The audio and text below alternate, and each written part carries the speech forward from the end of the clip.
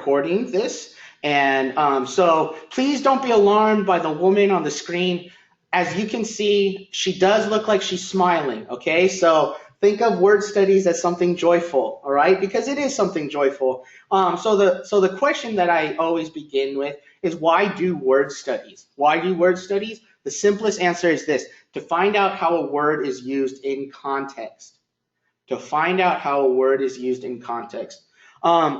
I would have to say it is by God's grace and his sovereignty that we have this book that is almost 8,000 to 10,000 years old. Okay, the texts that have been collected in this book that we call the Bible, they range from 10,000 years to 2,000 years.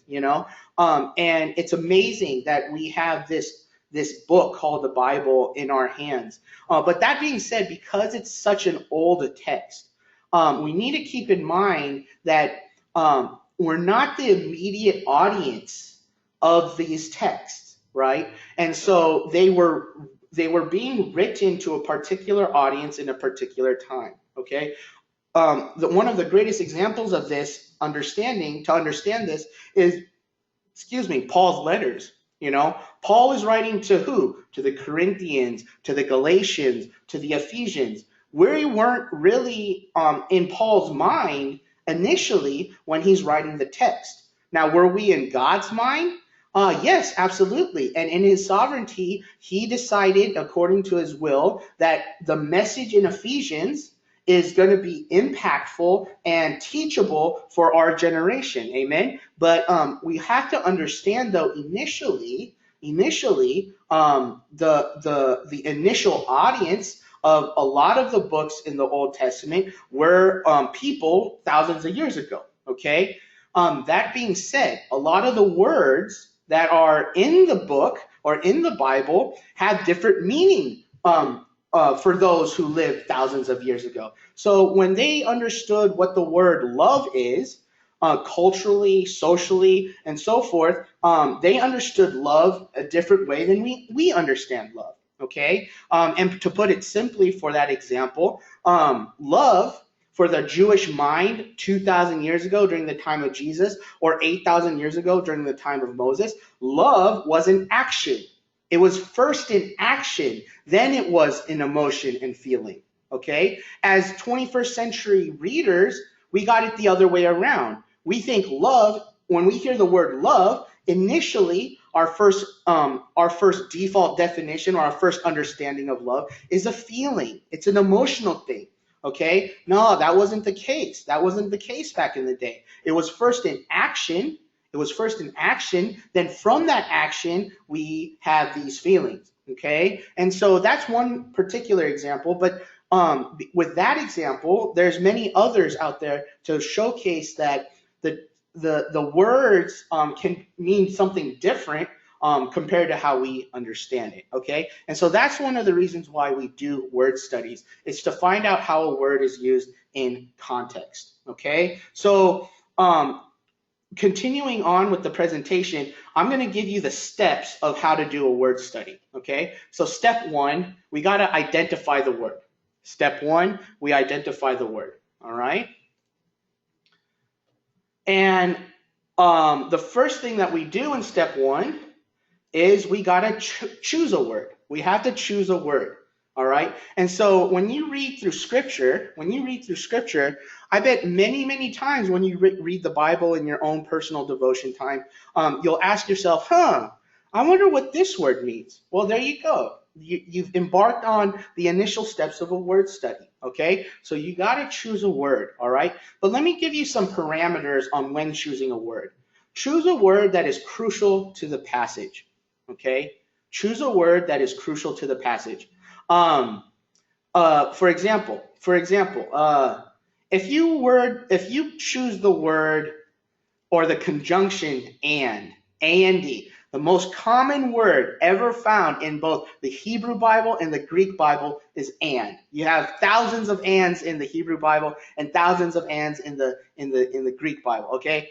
Most likely than not, don't choose that word for a word study, okay? There's a lot of pastors out there who might think that and is such a pivotal and powerful word. It's not. It's just a conjunction. That's all it is. Okay? So choose something that is crucial to the passage.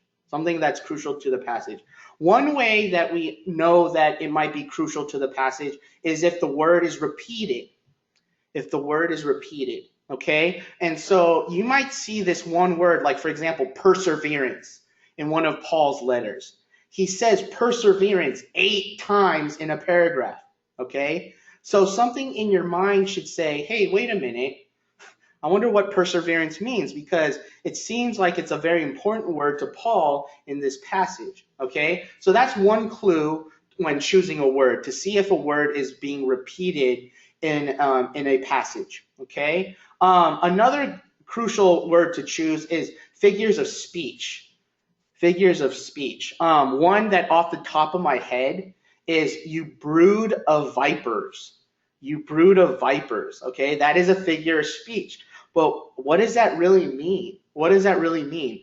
Another example that I have, same from the mouth of Jesus, is when he goes to the temple and he gets angry and he builds a whip and he goes, "My house shall be a house of prayer, but you've made it into a what? A den of thieves." What does that mean? What does a den of thieves mean? Okay, so that's what I mean by figures of speech. Okay, so these like colloquialisms or expressions that they may have understood 2,000 years ago, 10,000 years ago, but that understanding could have been lost in translation, if you will, for our time. Okay, another good clue when choosing a word is unclear, puzzling, or difficult words. Okay? Unclear, puzzling, or difficult words. And when we figure out what is unclear, puzzling, or difficult, the way that we figure that out, you guys, is basically using multiple translations of a Bible. Okay? Using multiple translations of a Bible. Okay, so that's the clue here, or that's the tip.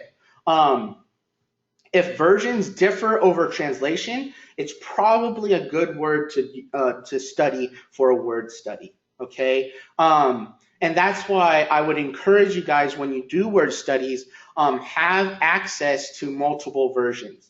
Okay, and so when you read it and you realize, oh, wait a minute, this word for whatever that word, this word for pioneer, or this word for forerunner, or this word for author, they have different translations for it. I wonder what this is all about. Let me find out. So that this is, when choosing a word, it's very helpful to have different translations at your disposal, so you can read the text in different translations.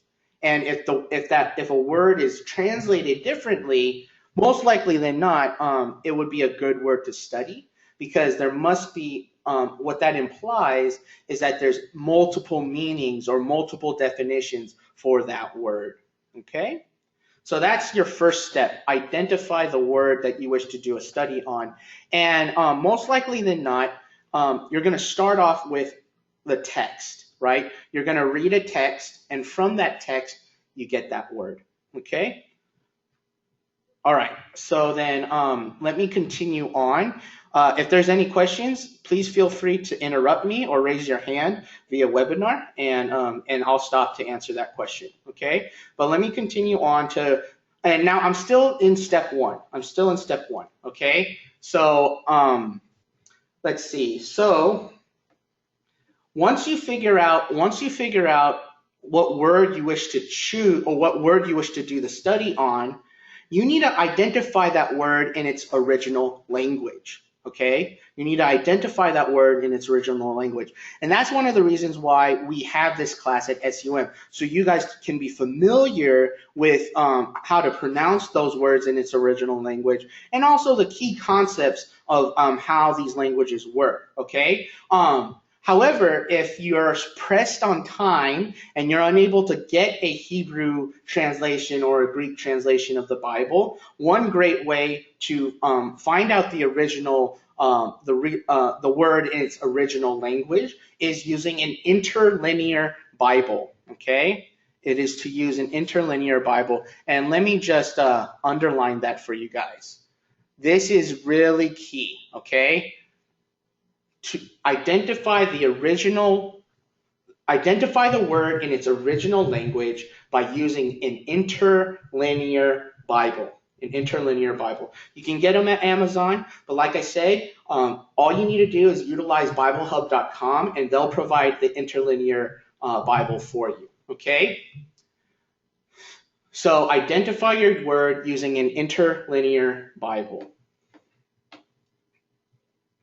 All right, and then once you find the word in its original language, especially in Bible Hub, because not all interlinear Bibles do this, but especially in Bible Hub, locate the indexing number, okay? Locate the indexing number. Now, some of you might be asking, well, what is an indexing number? Basically, an indexing number is an index or it's not a chart, but it's basically like a matrix, if you will. It's a list of all root words in Hebrew and Greek, okay? It is an index of all root words in Hebrew and Greek. We really have to thank the old German folk, or the old German men like 100 years ago, because they took the time to actually index all these words, okay? And then later on, we have other particular individuals that helped out, but it really started off with those great old German Bible scholars, so God bless them, okay? But the indexes that are the most common when doing a word study, there's actually two of them. There's two number systems, okay, or two index systems, okay? The first index system you might have heard is the Strong's index system. It's named after this doctor, this biblical scholar named Dr. James Strong. I could be wrong. It's a J, but it's either John or James, but it's named after him. But he uses the King James Version to index his words, okay? So it is the older version. A lot of people believe because it's the older version, it is the go-to version, okay? I don't really agree with that. I don't really believe that, because here's the reason why. Even though the King James Version is an older English version of the Bible, okay? Even though it is an older English version of the Bible, it does not use good resources, or it doesn't use good manuscripts to translate from. Okay, a lot of the translations of the King James Bible come from the Latin version of the Bible. Okay, comes from the Latin version of the Bible. All right, but we discovered a lot of manuscripts during that time, like for example the Dead Sea Scrolls, and thousands upon thousands of Greek manuscripts. And so the King James Version, it is an old good version, don't get me wrong, but it's not closest to the translation, in my opinion, okay? Because again, it's using Latin manuscripts, all right? So that being said, there was two gentlemen that took it upon themselves about 30, 40 years ago to develop a new number system, and it's known as the Goodrick-Kahlenberger system, or the GK numbering system. This is a more modern indexing system. It is a more modern indexing system. It's not very different. It is not very different. Majority of it is similar. I can't even give you an example of what's different between the two, but apparently it is the more modern version, okay? But that being said, the reason why the reason why some people believe that it is a better indexing system is because they have the Dead Sea Scrolls in mind. They also have all the other Greek manuscripts in mind, okay? So it's up to you. For me personally, I like Strong's. I don't see anything different between the GK. It doesn't bother me, so I prefer Strong's, or I choose to use Strong's more than Goodrick-Kahlenberger, okay? A good example, a good analogy I would have to say is this. It's like between Apple and PC. Apple and PC. Strong's is like Apple, okay? Goodrick-Kahlenberger is like PC, okay? Why do I say that? When you go buy different books on Amazon that have that use these indexing number system, they're going to rely on Strong's more than they do the GK, okay? Because the GK is just newer, all right? So that being said, the analogy that I'll use is the reason why Strong's is like Apple is because that the programs are better and there's a lot more programs for Apple out there. So Strong's is Apple, GK is PC, okay? But it's totally up to you which one you want to use, all right? I do want to give you a word of warning though. You can't mix match the number systems, okay? So if you're going to use a Strong's Interlinear Bible, you should probably use everything that is Strong's resources, okay? And I'll tell you more about those resources after this, okay? You can't mix them up. You can't use a GK reference with a Strong's reference. You'll get confused, okay? So please keep that in mind. You have to choose sides here, you guys. You have to choose sides. So if you're going to go with Strong's, go with Strong's. If you go with GK, go with GK, but you got to stick with one or the other, okay? All right, so once you find this interlinear Bible, once you find the indexing number, and by the way, for Bible Hub, they use Strong's. They use the Strong's indexing number system, okay? So just keep that in mind. So once we figure all that out, once we figure out what the word that we're studying is in its original language, we got to frame the question. We got to frame it into a question, okay? And here's the question. What does the word blank mean in this target text, okay? So what you got to put in here for this question is you got to put the word that you're studying here in the passage here, okay? So like, for example, what does the word love mean in John 3:16, okay? That's how you frame the question, all right? That's how you frame the question, all right? What does the word author mean in Hebrews 2:12, you know? That's how you frame the question, and that's how you should start your word study, okay? So you have to frame it in the question.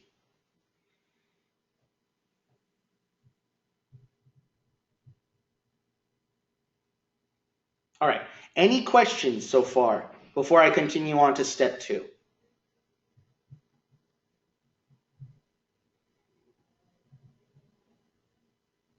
Okay, then I'm going to continue on into step 2. So after we identify the word, all right, then what we're going to do is, come on, mouse. Then step 2 is determining the range of meaning. Determining the range of meaning, okay?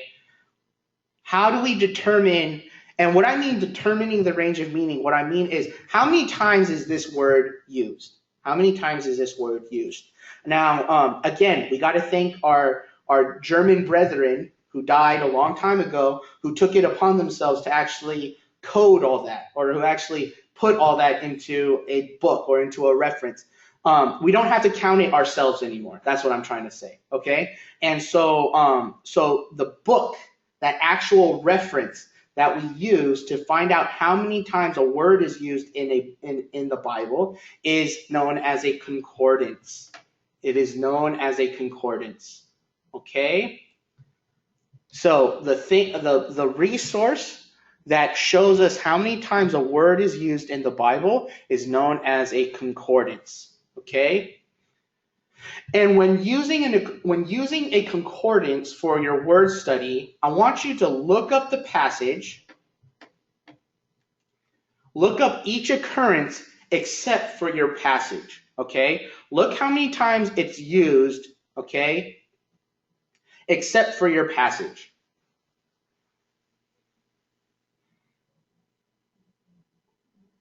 Okay, now due to the sake of time, you don't have to do this next part, but for your own personal word study opportunities in the future, write out a brief contextual definition from each occurrence, okay? Write a brief contextual definition from each occurrence, all right? And every time you go through passage by passage, if you notice, oh, you know what? The passage on love in Psalm something is kind of similar to the passage of love in Proverbs. So let me just categorize them in subgroups, okay? So that being said, list multiple passages under one definition, all right?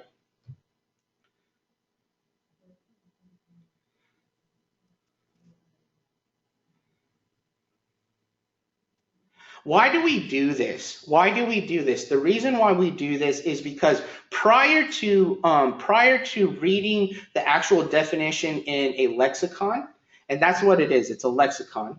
Prior to reading the actual definition in a lexicon, what we're trying to find is a contextual definition for our word. Okay, this is the research part of the word study. Okay, and what we're doing is we're trying to figure out. We're basically trying to figure out on our own what this word can mean within the biblical text. Okay, so that's what we're doing when we're doing step 2 to determine the range of meaning. Excuse me. Let's see. Okay, so I lost my train of thought. I apologize. So that being said, most times than not, what we need to find is the contextual definition of a word. We need to find a contextual definition of the word. And when we're trying to find a contextual definition of a word, there are certain questions that we should start asking, okay? So the first question is there a contrast or a comparison that seems to define the word? Okay? So when you're reading the passage and you're trying to focus on the word like perseverance, like, you know, perseverance is a very common and familiar word in the New Testament. As saints of Christ, or as God's children, we must persevere for Christ. And so, you know, trying to find the contextual definition, we ask this question: is there something in the text that lets us clue into the word perseverance? Is there something that's not perseverance in the text? Is there something that supports it within the text? That's what I mean by contrast and comparison. Okay, so when you're actually reading the text, you guys, when you're reading the text, is there something within the text that lets you know for sure that it is not about that word, or is it for sure about that word? Okay, so that's one question to consider. Another question to consider is, does the subject matter or topic dictate the word's meaning? Okay, so one of the ways that we answer this question is repetition. Repetition. How many times is this word being used in this paragraph of the text? Okay, and so from that, this lets us know that this is the main subject of the passage or the text. Okay, so that's another question to consider. Another question is, does the author's usage of the same word elsewhere in a similar context help you decide? So how many times, and this is why a concordance is super helpful, because when you go into a concordance, notice how many times this word is used within your book, within the book of the text. Okay, so say for example, like the word perseverance. Okay, and you see within this passage in 5 verses, Paul talks about perseverance 8 times. Okay, but then if you look in the letter, he only talks about it 10 or 12 times total. All right, what clue should that give you? Basically, that central part, your passage, is the main focus of perseverance in that text. Okay, if he talks about it 8 times in 5 verses, and then in the entire letter he only talks about it 12 times in total, then there's something really important about perseverance that we need to find out in that text. Okay, so that's one way of answering this question. Does the author's usage of the same word elsewhere in a similar context help you decide? Okay, so that's another question. Another question to consider: does the author's argument in the book suggest a meaning? Okay, so this is when you actually read the text as a whole. You read a text as a whole, so you can, which helps getting that contextual definition of the word that you're choosing. Okay, and then the final question that I have is, does the historical, cultural situation tilt the evidence in a certain direction? So remember how I told you about the definition of love, how it's different in in the understanding of the Hebrew than it is to our understanding. Like I said, remember, for the Hebrew mindset, love was more of an action. Love was an action, okay? But in our understanding, we instinctually believe that it's more of a feeling, right? And so that is what I mean with historical cultural situation, okay? What does the historical understanding of this word help us can help us to understand the word better, or the cultural understanding of the word can help us understand it better, okay? Granted, this last question, probably you'll most likely find the answer to this last question in commentaries, unless you already know the historical cultural situation at the time because you've read it already. But in order to really find out the answer for this last question, most likely than not, you'll probably find it in a commentary that will, yeah, you'll probably most likely find it in a commentary. Okay.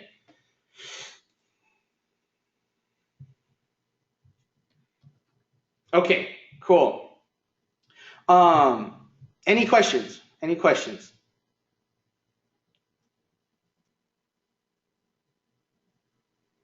All right. Then finally, step 3. You are going to find the meaning of the word in the target text. Okay. So you've used an interlinear Bible already. Okay. You've used a concordance to find the range of meaning. Okay. Now you actually figure out, okay, what do I think this word means in this text?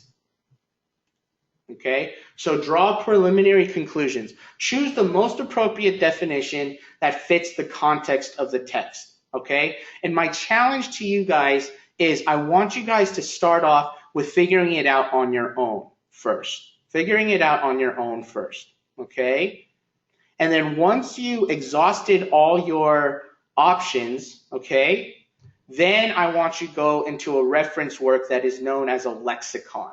Okay, now I don't have it written down in my text, so let me write it down in your chat box. Lexicon. Okay, lexicon. All right, what a lexicon is a fancy word for dictionary. That's what it is. A lexicon is a dictionary. All right. And what you're doing is you're finding the range of meanings of your specific word, Okay? So this is the moment where you actually utilize a lexicon. Okay? And then finally, if you want to add more verification, verify with the experts. And what do I mean by experts? Read commentaries, okay? See what the biblical scholars think the meaning of the word is, okay? So verify with experts of your particular word.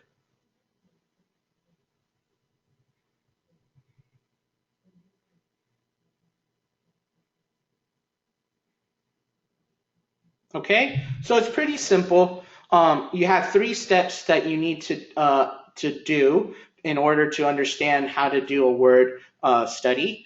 And ultimately, remember, the purpose of a word study when conducting a word study is trying to find the word, how it's used within the context. Okay, that's what the purpose of a word study is. Okay.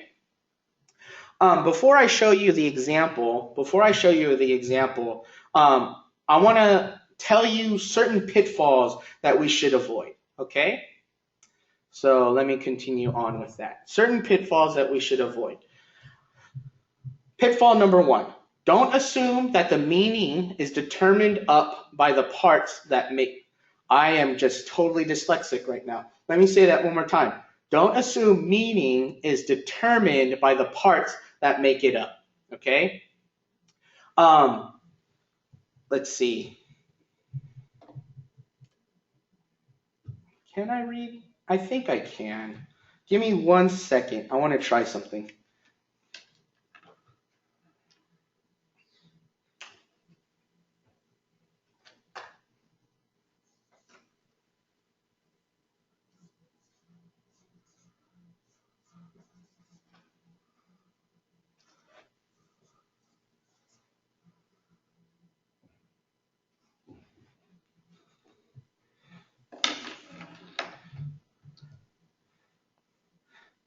Can you guys kind of read that? Not really? Okay, don't worry about it. Let me just write it in the chat box in transliterated English.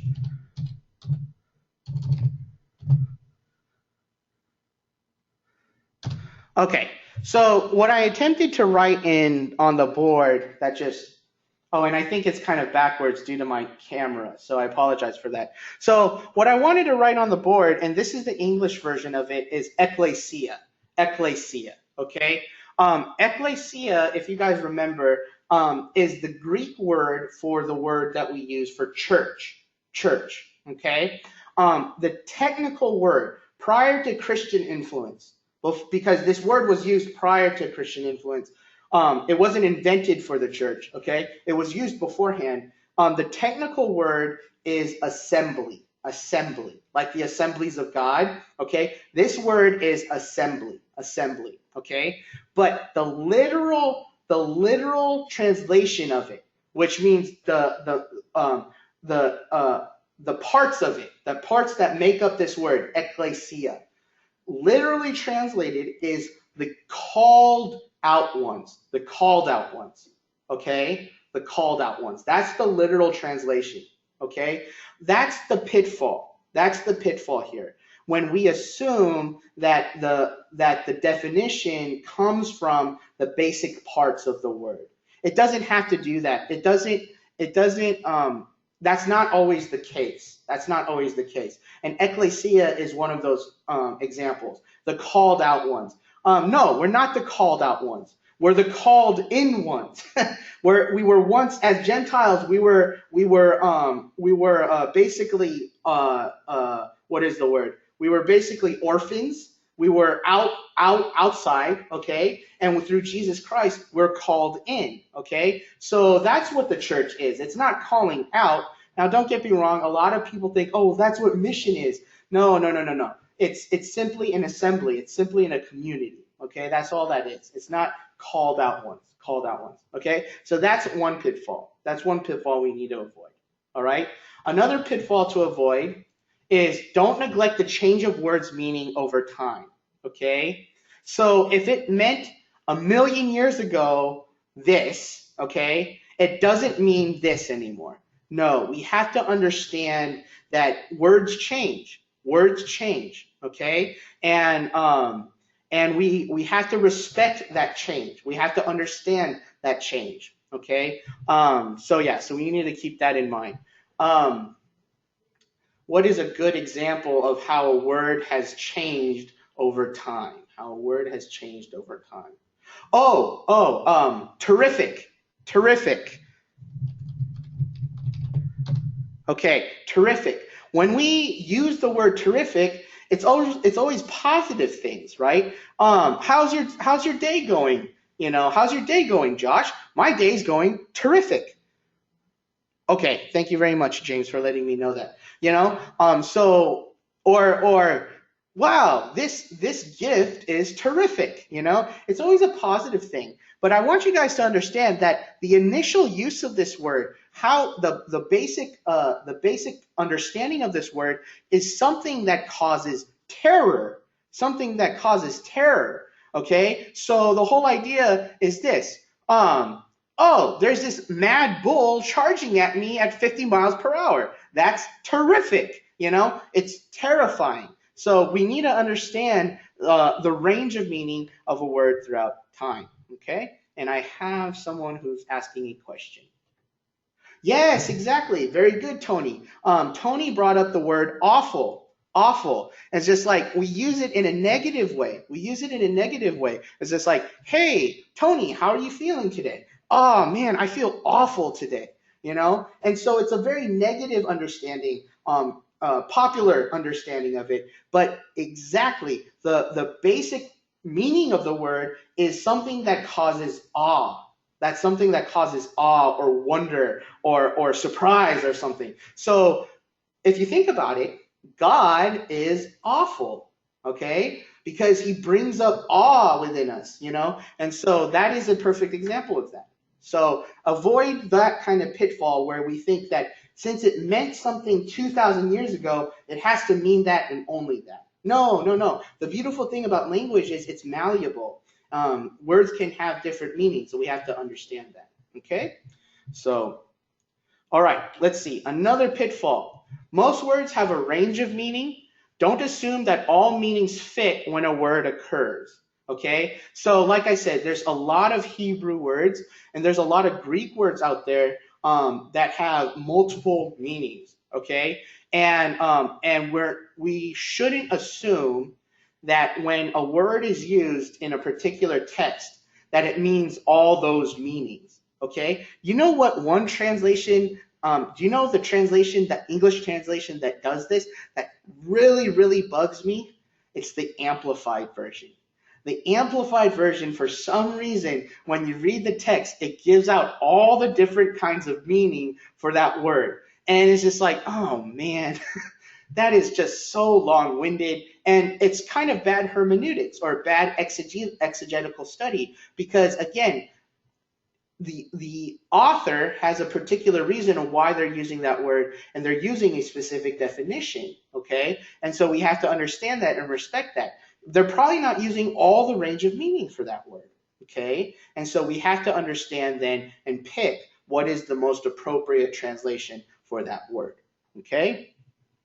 Another pitfall. Don't assume you know everything about the word, okay? Because if we assume, what does that happen? What does that make us? You know, it makes a donkey out of you and me, all right? So we shouldn't even assume to begin with, right? But even with biblical texts, we shouldn't make it our knee-jerk approach to assume what a word means. You know, like for example, the word love.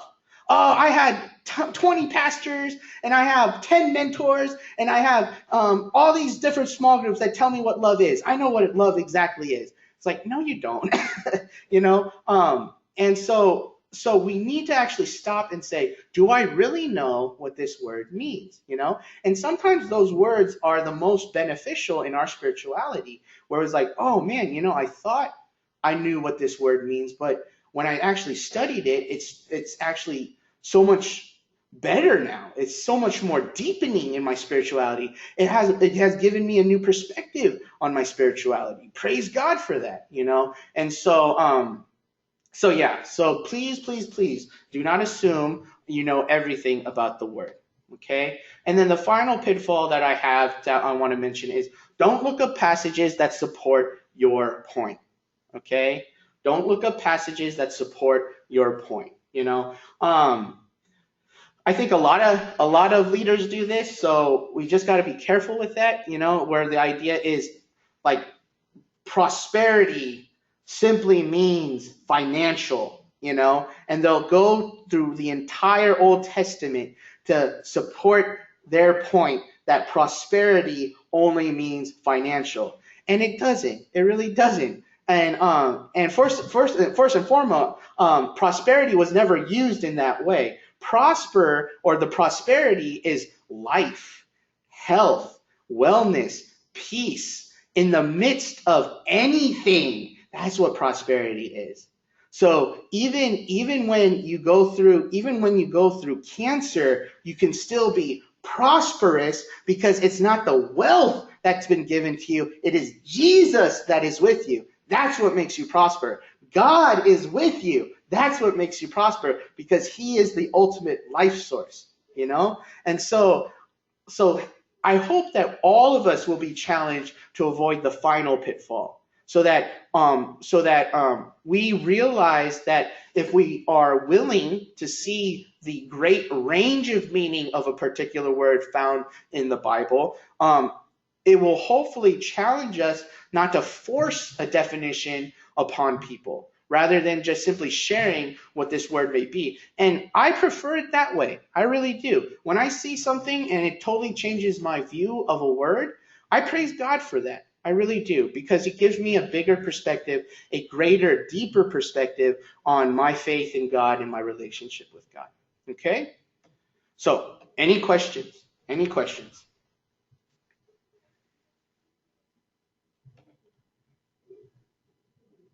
Okay, so then, before I actually do my example, let me show you what the worksheet looks like. Okay, so I'm gonna leave this. I'm gonna make this presentation disappear. I had another word for that, but I lost it. So I'm gonna make it disappear, and then I'm gonna show you the worksheet. Excuse me. Okay.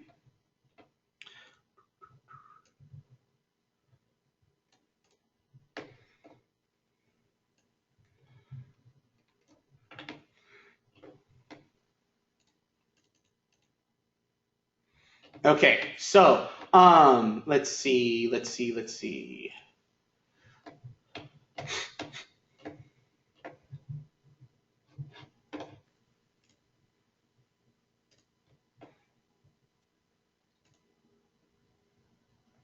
All right, now I did get this worksheet. I copied it from a book, so I'm using another person's material.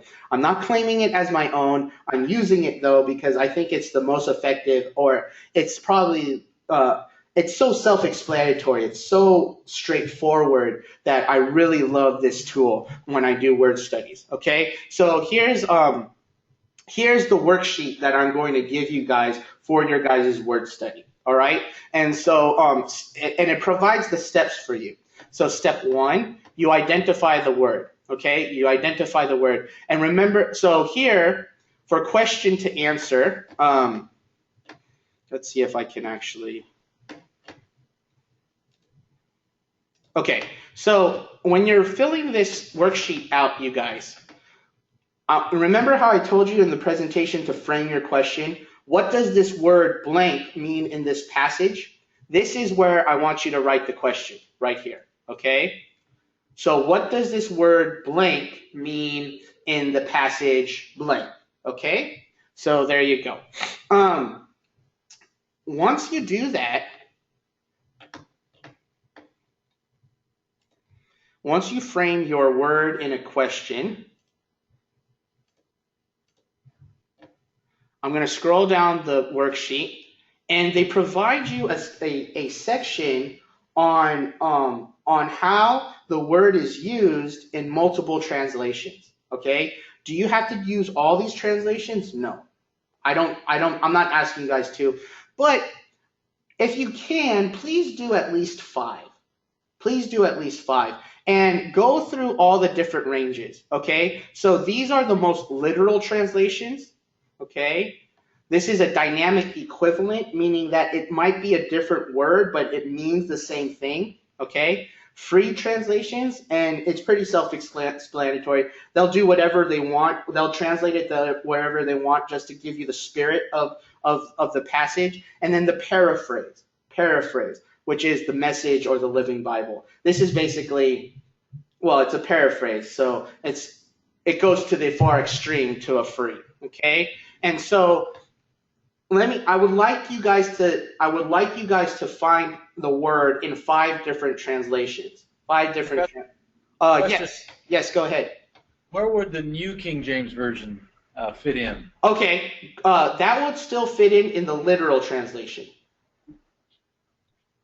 NKJV? Yeah, the NKJV would still be a literal translation.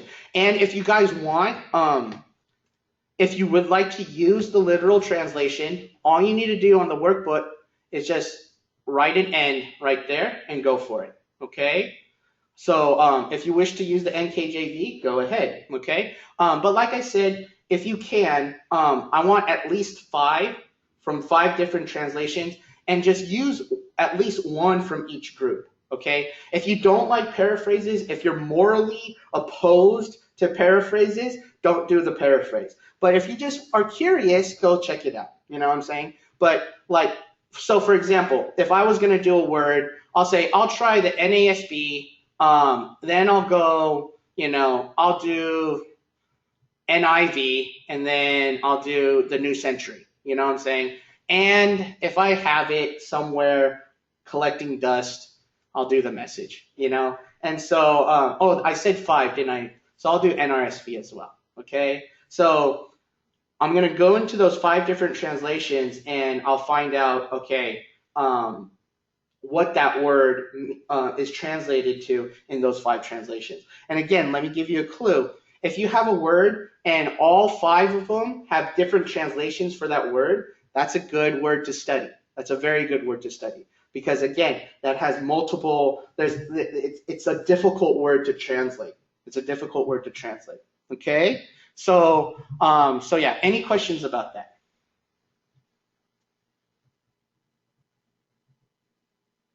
Okay, so let's see. Yeah, so all right, then let me continue on. Let me erase all that.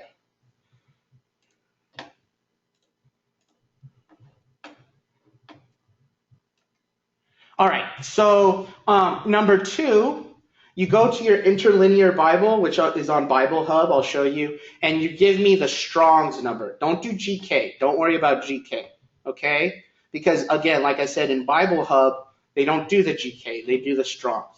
So you don't have to fill that one out. But reading your interlinear Bible, you find the Strong's number, okay? You find the Strong's number, all right? And then number 3, now wait a minute. Why did I tell you one thing and it looks like another?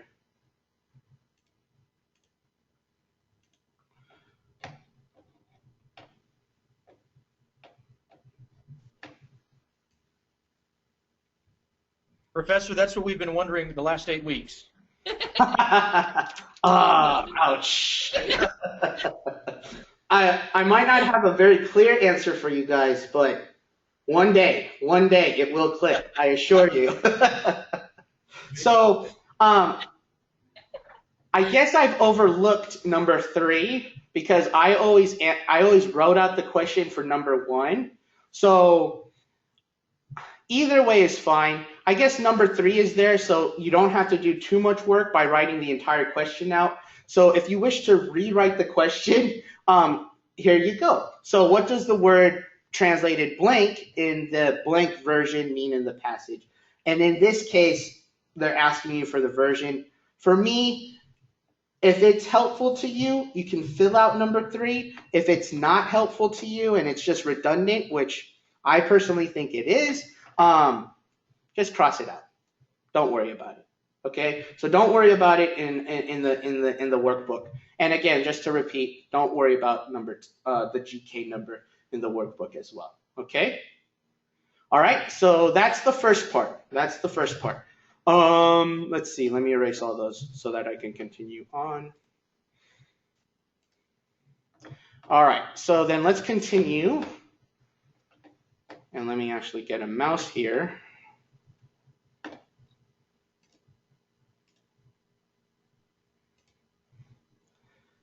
Yes, sir. Go ahead, Joseph.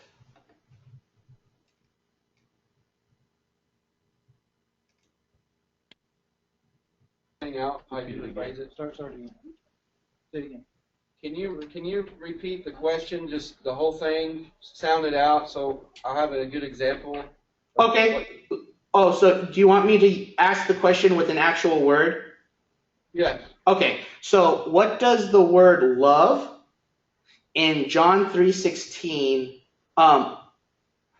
Excuse me. Okay. What does the word love mean in John 3:16? Okay, thanks. Yep.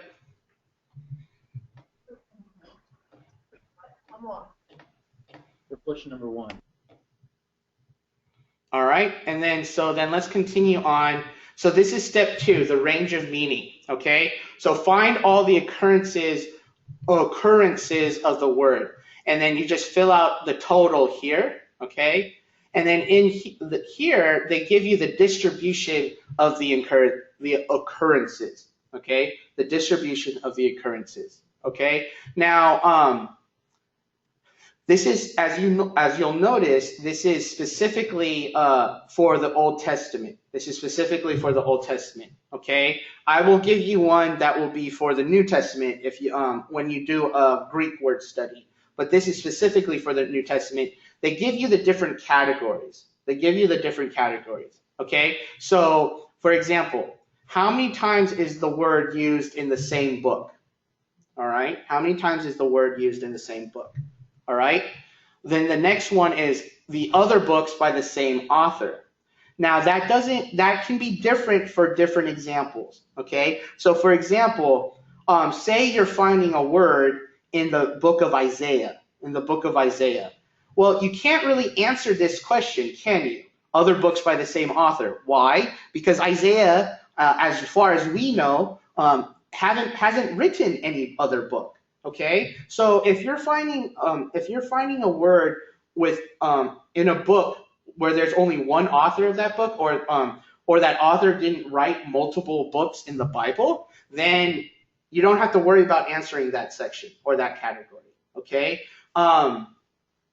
That being said, also, another example of that is like, what if I find the word faithful in the first 5 books of Moses, right? Or the first 5 in Leviticus, if you will. Okay.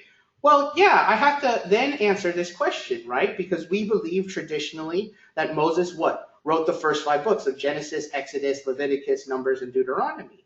So that's where I have to answer it here. Okay. So that being said, this sometimes doesn't have to be answered. It depends on the author of the book. Depends on the author of the book. Okay. Then going on to the next categories, Old Testament law. What is the Old Testament law? First 5 books, Genesis, Exodus, Leviticus, Numbers, and Deuteronomy, okay? And then we have Old Testament history. What's Old Testament history? Technically, it's basically 1st and 2nd Kings, 1st and 2nd Chronicles, stuff like that. Poetry, Psalms, Proverbs. I think Job is fit into that section. And then finally, the prophets, okay? And so what you do here is you give me the different passages that it's located based on these categories, okay? But for the sake of time, just give me the number. How many times it's found in the law, how many times it's found in the history, how many times it's poetry, prophets, and so forth, okay? So questions about that? Okay, cool. Then let's continue on. Here in number 2 are the definitions, the different definitions. This is the part where you're going to use the lexicon. And you're going to give us, or give me, I should say, the list of definitions for that particular word, okay? And then there's one more page. I'm going to scroll down. And this is basically the reason why you conducted the word study, okay? And so for number 3, yes, go ahead. On step 2, where it says group verb meanings based on, and there was a bunch of letters, do we have to worry about that? Don't worry about that. Thank you for bringing that up. Yes, do not worry about that. I don't think that is necessary for our word studies. So, okay. Thank you. You're quite welcome.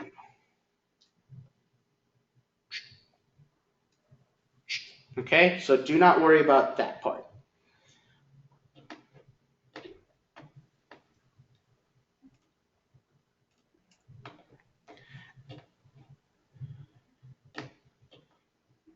What am I doing? I know what I'm doing. I am doing this. So, and then finally, your part 3 is basically you gathering up your research and then answering these questions, okay? So, 1, preliminary conclusions on the meaning of your passage, what you think it means, okay, based on your contextual reading. Number 2, verify with experts.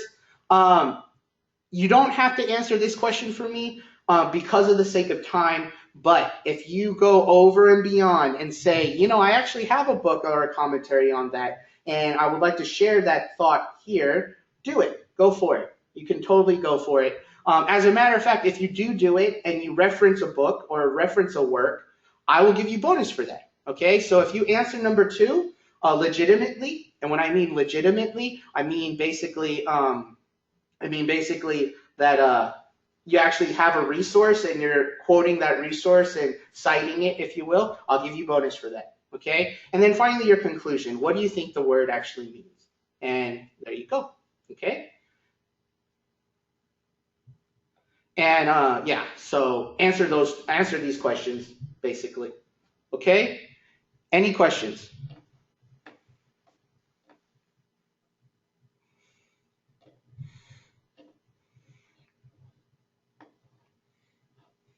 Okay, cool. So then let's actually do an example. Now, unfortunately, I don't have a written example for you. Okay, but I will follow. These steps. Okay, so let's go from the beginning of the worksheet. Okay, and if you guys have laptops, well, actually, all you guys have laptops, because how can we possibly communicate with each other if we didn't? So your laptops, go to like BibleGateway.com or even BibleHub.com right now. Okay, and let's actually read a passage first. Okay, so the passage that I'm going to use is Exodus. All right, and let's see. Where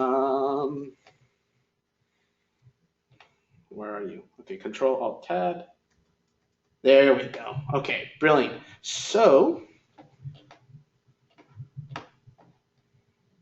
let's see if the audience view. Yes. Excellent. So I don't want us to see the interlinear part yet. Okay. So I'm actually going to go to BibleGateway.com. All right.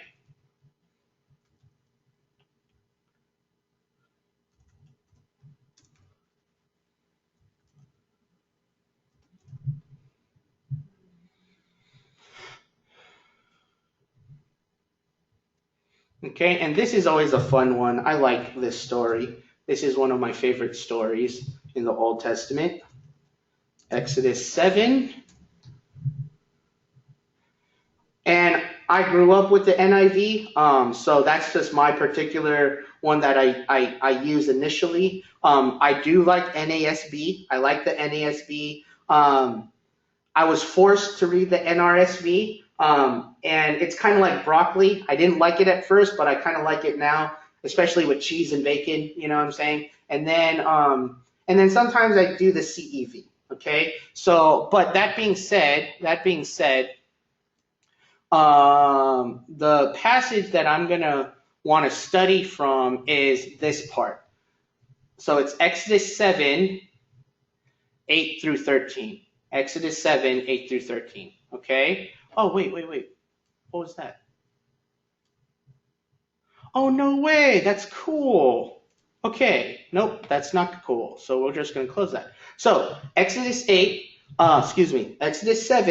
8 through 13. Okay? And let me read it in the New International Version. The Lord said to Moses and Aaron, when Pharaoh says to you, perform a miracle, then say to Aaron, take your staff and throw it down before Pharaoh, and it will become a snake. Verse 10, so Moses and Aaron went to Pharaoh and did just as the Lord commanded. Aaron threw his staff down in front of Pharaoh and his officials, and it became a snake. Pharaoh then summoned wise men and sorcerers, and the Egyptian magicians also did the same things by their secret arts. Each one threw down his staff, and it became a snake. But Aaron's staff swallowed up their staffs. Yet Pharaoh's heart became hard, and he would not listen to them, just as the Lord had said. Okay, what is the word that's been repeated more so than any other word in this passage? And raise your hand if you have a guess. Now, I have a personal bias. I already know what word it is, but let me see if you guys can affirm with me and so forth. So what word is being repeated more often than not in this passage? And raise your hand if you have a guess. Mr. De La Garza, go ahead, sir. Say that again? Staff is one. That's right. Staff is one. I wasn't thinking about that, but that is very true. But what does the staff become based on the Lord's command?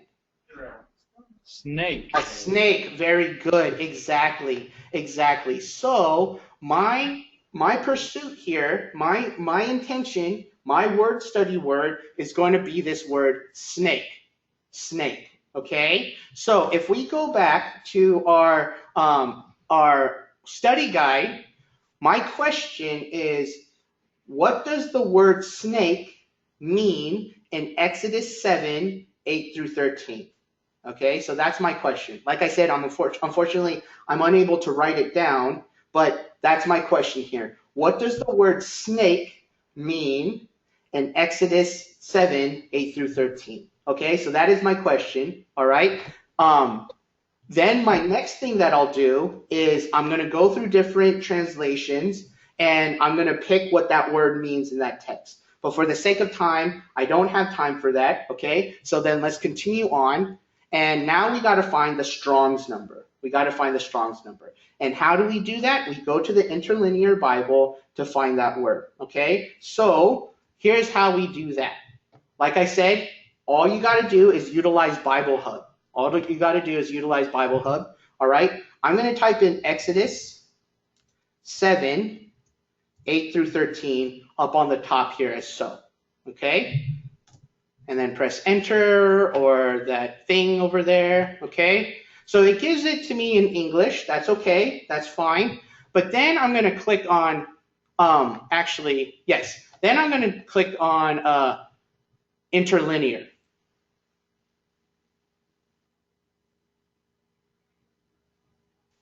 Okay? And so here it is, Exodus 7, verse 8. Now, that's just one of the verses, okay? And sometimes this happens. That's okay. So what I got to do is I got to find in that passage the word that is used, the word that is specifically used. So the first time that's ever used is actually, where are you? It'll be in verse 9, okay? So what I got to do is I got to go to the next verse, and I can click it as so, okay? All right. Now, so what I do is I just follow the English, all right? And it's going to be very different because it's basically a word-for-word translation. It's not grammatically correct, okay? But I try to find the word snake or whatever that's similar to it, okay? And here it is. Boom. Here they translate it as serpent. That should give me a major clue that I should actually pay attention to this word because it's already translated differently into interlinear, okay? Now, if you'll notice right above it, and I'm wondering if I can make it bigger for you guys. Nope, that's smaller. Okay, so I'm making the font bigger for you guys, but if you notice the word above, the number above it, this is the Strong's number of this word, okay? So if this word is serpent or snake, this is the Strong number of that word, 8577, okay? So then if I go to my worksheet, what I do is I need to write that number here. 8577, okay? Let's continue on with the worksheet, okay? So the next thing I do, and this is the beautiful thing about Bible Hub, is all I need to do is just click that word.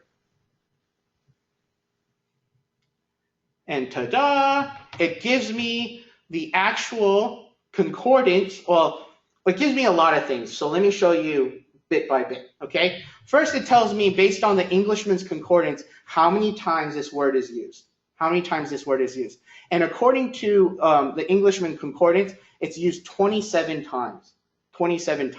Okay? So when I try to find how many occurrences there are, I try to find it here under the Englishman's Concordance. Okay? And so I go back to my worksheet, number of occurrences, boom, 27 times right there. That's where I write it, 27 times. Okay? Now the distribution of the occurrences. This is where it gets a little tedious, you guys. That's the word for the day. It gets a little tedious, okay? Because unfortunately with Bible Hub, they don't categorize it for you. They give you the list of all the times, and this is the place that you should look into. It gives you the list of all the times that it's used. So you actually have to place it in the categories, and you actually have to count it. That's where Bible Hub is no bueno. It's not fun because this is rather tedious, okay? So like I said, just put in the number on the worksheet. You don't have to give me each passage, just put in the number of how many times it's used in each section. Okay? So once I do that, then I figure out the definitions, right? And so I go up here, and the definitions is basically Brown Driver Briggs, BDB, or Brown Driver Briggs. Brown Driver Briggs is a very, it's an old resource, it's an old lexicon, but it is the standard lexicon for Hebrew. Okay, it's the standard lexicon for Hebrew. So I'm going to go through here, and basically the word in Hebrew for this serpent or snake is tanin, okay? And it lets us know how it's used. Excuse me. It gives us the Arabic, the Ethiopic, the Aramaic, all these different uses, okay? But then in bold caps, it tells us all the different ways that this could be translated. So check this out. It could be translated as serpent. It could be translated as dragon. It could be translated as sea monster. What? How did the NIV decide to use snake here, right? There's no actual reference to snake for this word, okay? It's serpent, dragon, or sea monster. This is already fun for me, being Lord of the Rings nerd, I got to check this out, right? And so I continue on, and I basically give you guys you got to give me all the different definitions, okay? So in this section here, all you need to do is copy all these different definitions, okay? So serpent, it tells you it's used in Deuteronomy 32:33 of a venomous kind of serpent, okay? And then in Psalm 91:13, Exodus 7:9, 10, 11, 12, and so forth. Dragon as devourer, okay? That's how it's used in these two passages. Or sea or river monster. Of course, it's figurative, right? And then here's another thing. It's a mythological personification of chaos. Let's see, personified as a water spout, whatever that means. So yeah, okay, that's actually really cool. Sea monster or river monster. But for me, this particular clue for this definition really hit home, okay? But so like I said, for this particular word, I give all the different definitions. And the way that you find the definitions in Bible Hub is, where are you, Mouse? There you are. The way that you find the definitions in Bible Hub is under Brown Driver Briggs, okay? So that's all the research part. Okay? Then on my worksheet, I go here and I write the preliminary conclusions on the meaning of your passage. I try to figure out what it means, okay? And I say, okay, it might be snake due to my very, I grew up with the NIV, so I'm so accustomed to snake, okay? Again, you don't have to worry about number 2. If you want, you can, and so forth. But the conclusion, the meaning of the target word in the target passage, knowing the definitions now, I might translate it differently. And here's how I might translate it differently. I might translate it as river monster or sea monster. Why is that? Let me go back to that definition. If we see sea monster or river monster, there's a particular detail there. The mythological personification of chaos. Okay, this is actually really cool. And so that being said, if it is a river monster with the illusion of a personification of chaos, okay, that gives me a better picture of what's going on in this situation, right? And so let's go back to Exodus 7, where basically, so by God's command, the staff becomes this sea creature, this river monster, or it's the personification of chaos. What does that mean to me? We know, and based on commentaries, we know that this is a symbol. This staff thing is a symbol that it shows the mighty power that Moses has to defeat Pharaoh. Okay, it's not his own power, just like the Egyptian magicians. The Egyptian magicians created this image or created this sea serpent with their own power. But Moses, on the other hand, is using the power of God, right? And it becomes a snake, right? Or becomes the sea monster, who's the personification of chaos. What does that mean? God is going to unleash chaos upon Pharaoh if he does not comply. That's what he's basically saying. He's basically saying, through Moses, God is saying, look, free my people. Free my people. If you don't free my people, you will be sorry. I will bring whatever I'll bring to you if you don't free my people. You know what I'm saying? And how much is he going to bring? He's going to bring literally chaos upon Pharaoh. Okay? And then Pharaoh says, hey, I can do the same thing. Let me show you what I can do. And they do the same thing, right? But then what happens to Pharaoh's sea serpents or sea snakes? Moses' staff swallows them up. So basically saying, no matter what you can do to retaliate, I will be still stronger. You think you have more than I do? My one will still destroy your two, you know? And so for me, I think I'll choose this sea monster or sea creature or sea serpent kind of idea, because it's not just simply a snake here. It is not a snake. It's something entirely different. I don't know what it looks like. My imagination could assume a lot of things, but the whole idea here for me is that concept of chaos. Where literally God is going to unleash anything and everything against Pharaoh, you know? So that is basically how you guys do. That's what I want you guys to do in a word study, okay? So I want you guys to go pick whatever passage you want to do. If it's something that you've always been thinking about or meditating on, this is now the time you can do that, okay? But like I said, I'll give you guys these worksheets, and I'll give you guys everything else that you need to figure it out. But just use Bible Hub. Just use BibleHub.com, and then just go from there, okay? Any questions?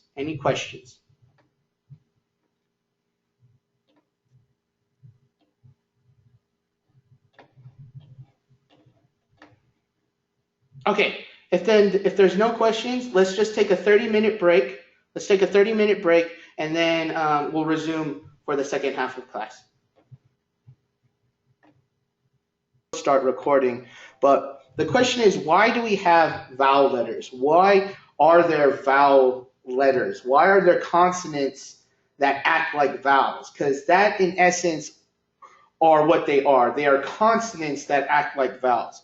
Remember how I told you, historically speaking, the vowel pointing system, and this is actually what I should show you on my screen right now, okay? So the vowel pointing system, there you are. The vowel pointing system, and that's not it. Those are the vowel letters. So let me go to the next, the one before it. The vowel pointing system was developed about 1,000 years after the actual Hebrew language was created, or the evidence of the Hebrew language existed. Okay, it happened 1,000 years before. Okay, so it's a much later development in the evolution of the Hebrew language, specifically in the writing of the Hebrew language. Okay, and so what we have in this development is pointing. That's what it's called, pointing. So if you notice on this chart here, let's do this first one. This chart, the vowel is not a letter. It is not a letter. It's a symbol. It's a pointing system. And so the vowel that the Masoretes developed, where's my pen? There you are. The vowel that the Masoretes developed were either underneath it, like so, like with this comets, or they were above it. Which I will show you right now, okay? They were above it, like so, okay? So that's what the vowels are today, okay? However, before that, so that 1,000 years before, what did they do? Okay, so let me show you an example of what it might have looked like before they had this vowel system. And I just copy and pasted from a text on the internet. And if you focus on this text here, this is what it would have looked like without the vowels. Okay, this is what it would look like, the written Hebrew text without the vowels. Okay, and so a person who doesn't know Hebrew or a person who's foreign to Hebrew would look at this. If was told that all these are consonants, the question would be, well, how do you know where to say the vowels? Okay, now check this out. You'll notice there's a lot of yods here, right? There's a yod here, there's a yod there, there's another yod here, okay? There's also a lot of hays here, okay? A lot of hays here, okay? There were particular consonants that let a Hebrew reader know what vowels were to be used, okay? And those particular consonants, there's 3 consonants, okay? They are the hey, the vav, and the yod, okay? The hey, the vav, and the yod. Those are the 3 consonants that were used to let us know what particular vowels went where, okay? So that's how they figured it out before the vowel pointing system. They had these particular consonants that gave us the clue, all right? And so that's what the vowel letters are for. These are 3 consonants that are used like vowels, or they give us a clue of what vowels are supposed to be there, okay? So that's what this chart is up here, okay? So you have the hey kind, the vav kind, and the yod kind. Now, why didn't the Masoretes take them out once they put the vowel system there? I don't know. I don't know why. They just left them there, okay? One of the guesses that I have is because the Jewish people believed that every word was sacred in their Bible. Okay, so just to take one word out was almost sacrilegious to them. Okay, it was almost blasphemous to them. Okay, so that's one of the reasons why I think they still keep these letters. Okay, now so how do you read the letters? How do you read the letters? Basically, it's this. You just imagine that they're not there for 2 of them. For the hey and for the yod, you just imagine that they're not there. You don't have to read them. You don't have to read them, okay? They're just there. They're just there because they were there before. Before the whole vowel system existed, they were there before, okay? So that's basically how you read them. So the way that I understand that is when you see these vowel letters occurring, one thing to observe is there's no vowel underneath it. Okay, so notice for each of these examples here, there's no vowel underneath. There's no vowel underneath that hey. Okay. All of them have the hey at the end, right? But there's no vowel underneath that hey, all right? Therefore, if there's no vowel underneath the hey, then it's used as a vowel. It's used as a vowel, okay? That goes the same with the yod here. There's no vowel underneath the yod, okay? If there was a vowel underneath the yod, then it's acting like a consonant. But if there's no vowel underneath the yod, then it's acting like a vowel, okay? So that's for the hey and the yod, okay? The easiest one is the vav. You will definitely see these. You will definitely see these in this way, okay? And when you see them this way, they are vowels, no matter what. No matter what, they are vowels. That's what makes them kind of unique, okay?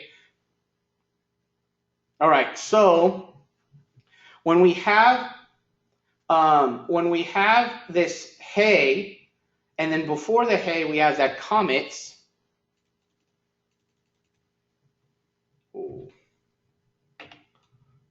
Okay? Technically speaking, it is a consonant, but when there's no vowel underneath the hey, then if I can get my pen out, if there's no vowel underneath this hey, just like, notice this bait. Notice the bait here. And there's a vowel underneath the bait. There's no vowel underneath the hey. So if there's no vowel underneath the hey, then this entire thing is technically the vowel. All right? And the way that you pronounce it is that A sound that you have when you read it as father, father. Okay? So the biggest clue here when it's acting like a vowel, you guys, is basically that there's no vowel underneath that hey. There's nothing under here. Okay? Or there's nothing above it. Okay? It's either above or below. There's nothing underneath it or above it. If that is the case, then it's acting like a vowel. It's acting like a vowel. Okay? Any questions about that?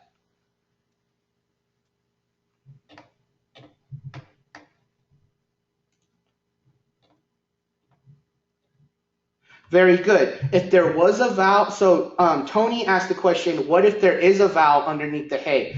Excellent question. Excellent question. If there was a vowel underneath the hey, like for example, let me just, I apologize for this. Let me erase that box, okay? And so if there was a vowel underneath it, okay? And I'll just use the same vowel as the bait here. If there was a vowel underneath it, like so, it's not a vowel anymore. It's a consonant with its own vowel, okay? So I would have to pronounce this separately and then this separately, which would be ba, ha, okay? But if I don't have that vowel underneath the hey, it would just simply be pronounced as ba, okay? So that's the biggest clue here, I think. If you have a vowel underneath it or above it, then you have to pronounce that consonant, that hey. If you don't, then it's part of the vowel. Okay? Any other questions about that?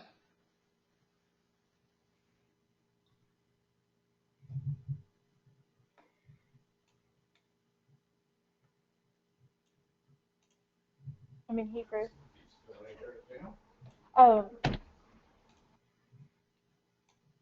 I noticed that there's still some people that are muted. So let me, what I'll do is I'll unmute you guys. But like I said, just please mute yourself on your end.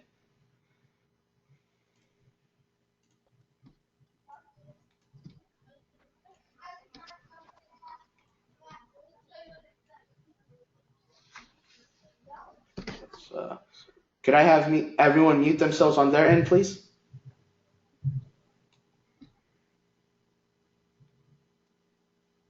All right, excellent. Okay, so any other questions about that? Any other questions?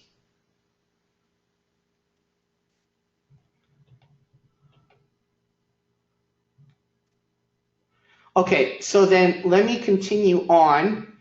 So there's multiple. Another way of saying it, if you will, is if there's no vowel underneath the hey, then technically the hey is silent. Think of it that way too. That's another way of saying it. If there's no vowel underneath the hey is silent. Okay, and so all you need to do is just pronounce that ba, if you will. Okay, so that's another way of saying it. If that helps, if that helps to better understand it. Okay, and yes, go ahead. Question. For this, is it just for those three letters, the hey, the vav, and the yod? That is correct, sir. Those are the only three consonants that kind of have this vowel. Not kind of. They're the only three consonants that act like this. Okay. All right. Just making sure. Okay. Any other questions?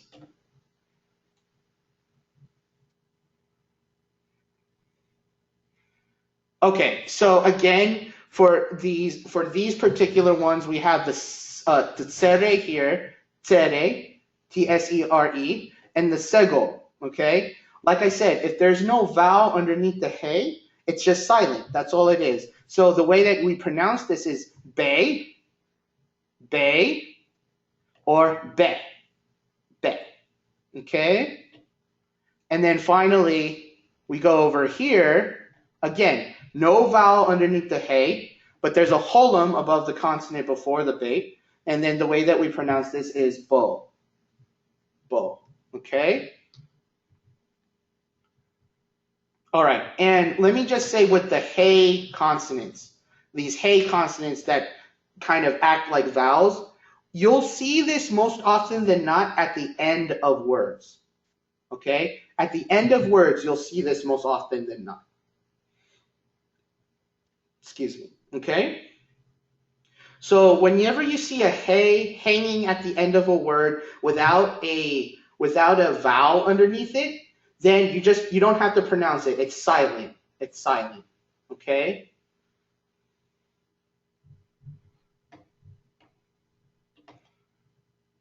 Okay. And then so let me go to the vowels. And there's only two for the vowels here. Okay? There's something known as a holum vav and a sharek. And again, these are vowels. These are vowels. What makes them unique is that instead of on the bottom or the top, they're on the side. They're on the side, okay? And the way that you pronounce them is they'll always be on the left-hand side of the consonant that it's next to, okay? So you have to read it this way. Let me provide an arrow for you guys.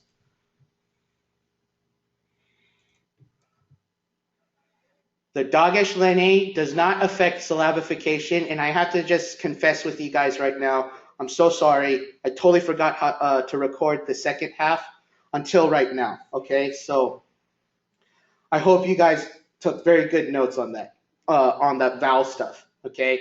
But I'm starting to record right now.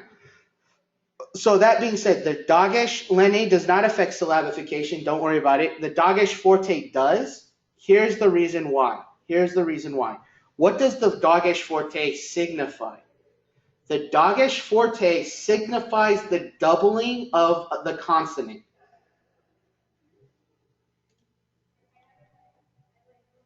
Okay?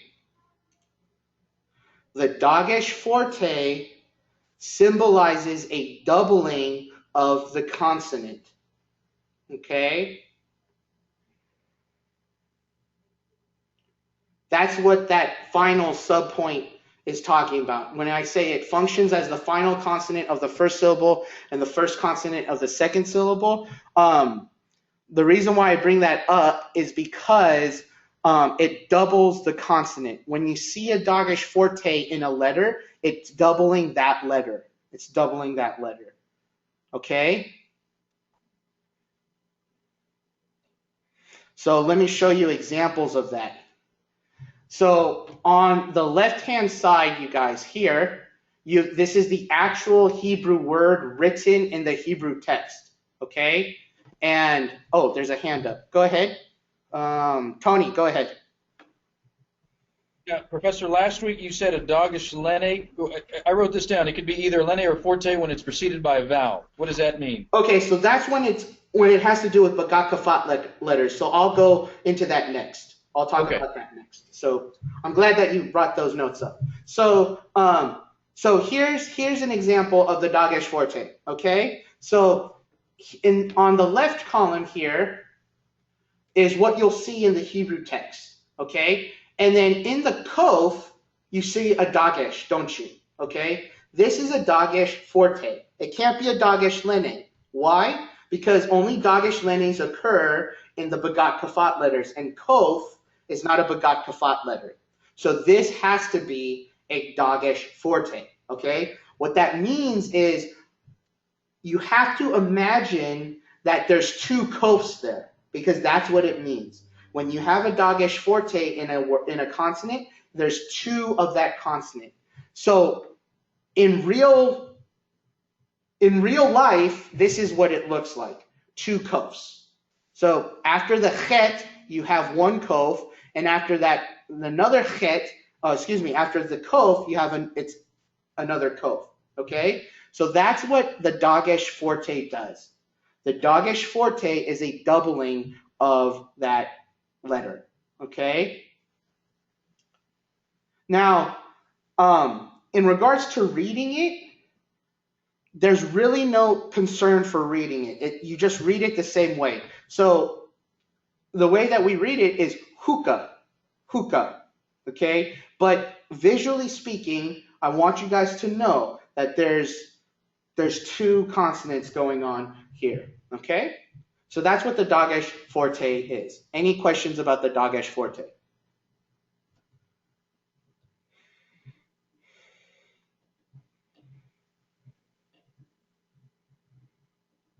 Okay, so then the next thing that I want to talk about with the Dagesh forte is about Bagat Kafat letters. Remember the second rule.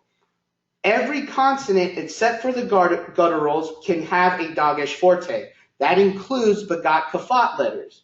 Okay, so the question is, how can you determine what that Dagesh is, if it's a lene or a forte?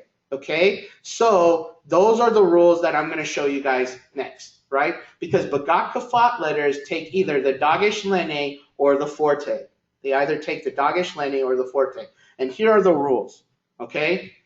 With the Dagesh is a forte in the Bagat Kafat letter if preceded by a vowel.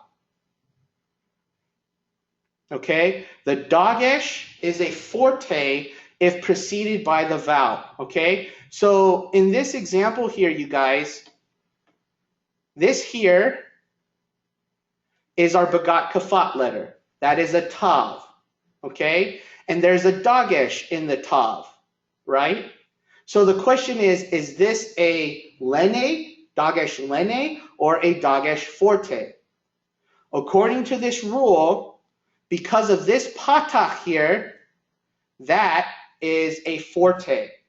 That is a forte, meaning this. There's technically two tavs in this word. Okay? But they're only showing one with the Dagesh forte. Why would the Hebrew people do this? Why would the Hebrew writers do this? And my only answer is it's to save space. Paper, parchment was super expensive during their time, and it was to save space. That's my only guess. Okay?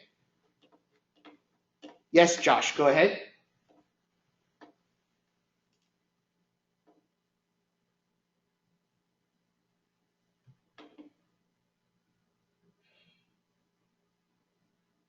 Josh, can you hear me?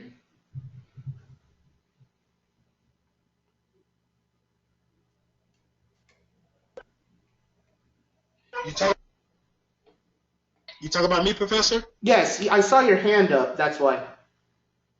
Oh, I was just going to answer the question about the Dagesh linear or the forte. That was it. Oh, okay. So then I'm sorry for jumping the gun there. No, it's all good. All right. So the next rule to this is the Dagesh is a lene if preceded by a consonant. Okay? The Dagesh is a lene if preceded by a consonant. All right?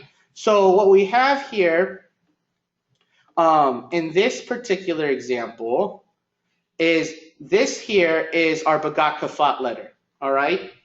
Now, I haven't talked to you guys this in detail again, but underneath this lamed is a silent schwa. A silent schwa. So that means, just imagine that it's not there, okay? It's just for design's sake, if you will, okay? But so that means then before the Bagat Kafat letter, all you have is a consonant, okay? Therefore, this dot in the kaf is a Dagesh lene. Dagesh lene. Okay?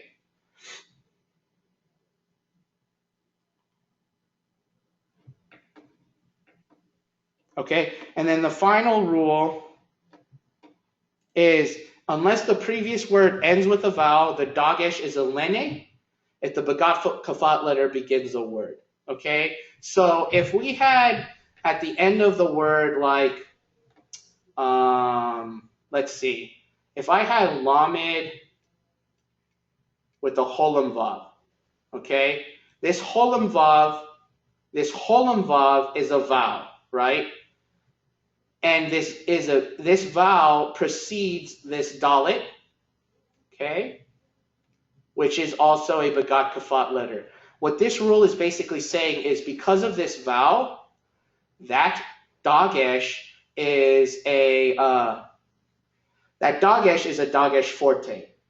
Okay, that's what this rule is saying. If there wasn't a vowel there, then it's a Dagesh Lene. Okay? Any questions?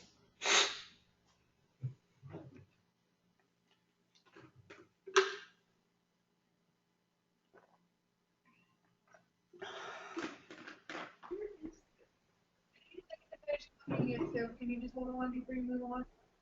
I'm sorry, say that again? I said, can you wait? Yes. Move on to you have thing. Yes, I can.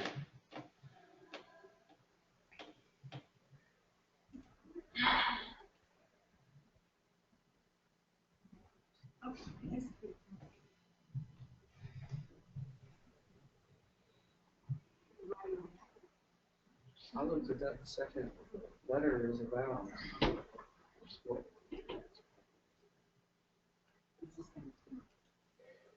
The second letter is, but it's, you wrote a word in front of it. I don't understand. It was in our book. Maybe it will help us. Gonna have to just go back. You say it louder, Patty. I don't understand. Okay. What is it that you don't understand? Like Hebrew. Hebrew. A lot of people said that too. So I think a part of me still feels the same way. So let's see.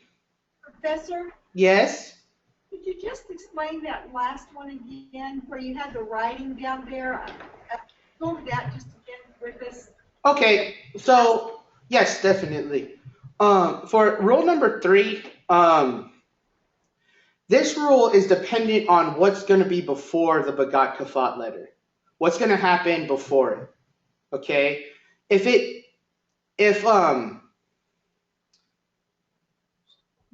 the word before that word ends in a vowel? Right. If the word before this word ends in a vowel, it becomes a forte. It's a forte. If the word does not end in a vowel, then it's a lene. Okay. I missed that first part about The word is the missing word. and then we got the letter and the word. So both of those rules have to be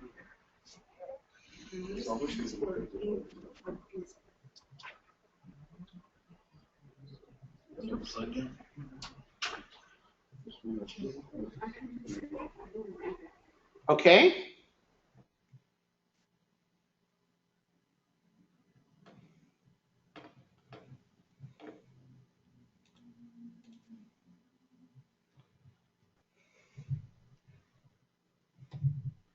All right. May I continue on?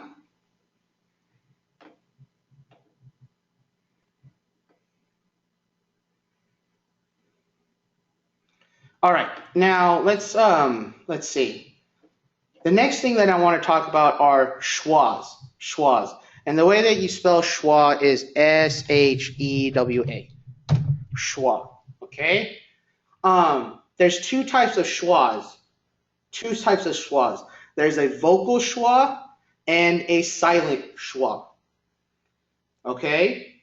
A vocal schwa and a silent schwa. Silent schwas don't have a sound. Hence why they're silent. Okay? Vocal schwas have a sound.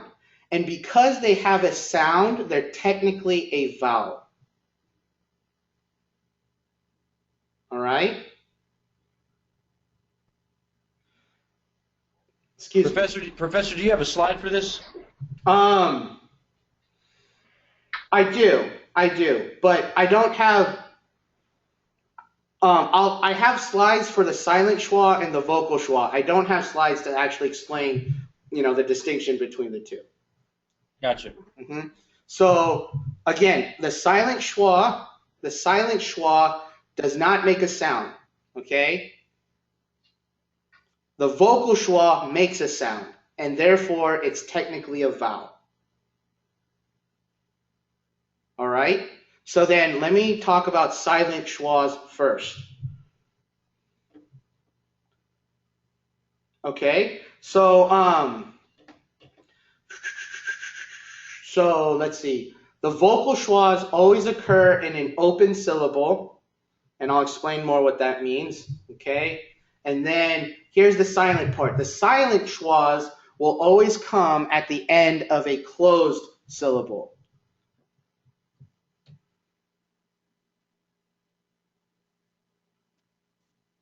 Silent schwas will always come at the end of a closed syllable.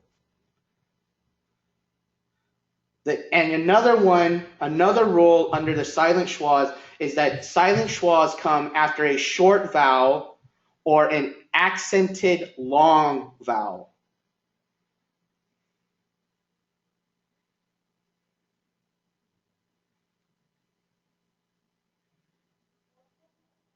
All right?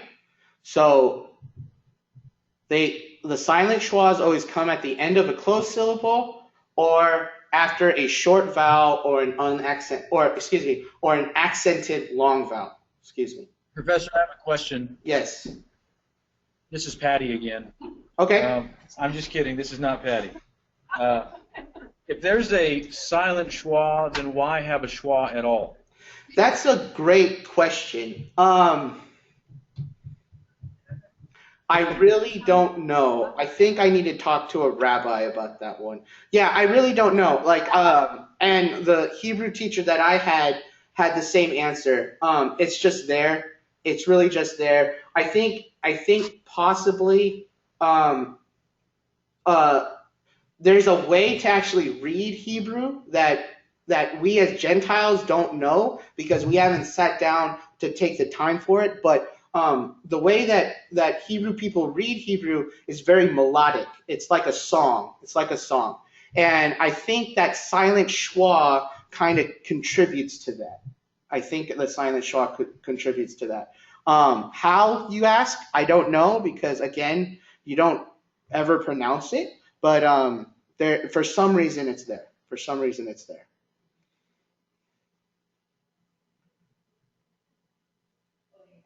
Okay, so let's talk about silent schwas. All right, so I have an example, and this is pronounced paro.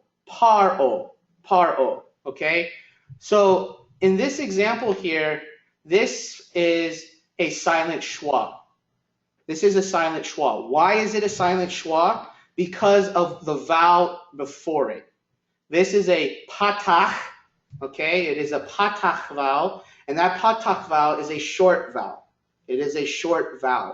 Okay, and so therefore, based on the rule that I shared previously, this is a silent schwa. Okay, so it is paro. All right. We also want to mention that sometimes two schwas go side by side. All right. So when two schwas are side by side, contiguous, the first is silent, okay, but the second is vocal. All right?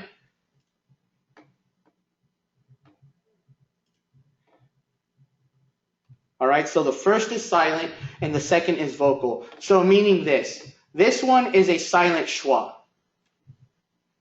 This one is a vocal schwa. And I don't know if I told you how the vocal schwa is pronounced, but it's the rushed UH sound. That sound. But have to pronounce it really fast, okay? So the first one's silent, but the second one is rushed. So it's mishpateh. That's how you pronounce this word. All right? And that's how you pronounce vocal schwas, that really quick sound, that sound. Mishpateh. Okay? And then finally, silent schwas occur at the end of a word. Okay? So whenever you see a schwa at the end of a word, it is silent.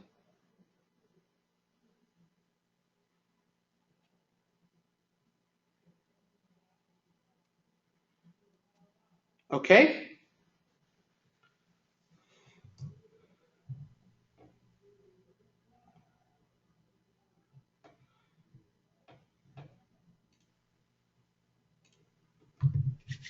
Any questions?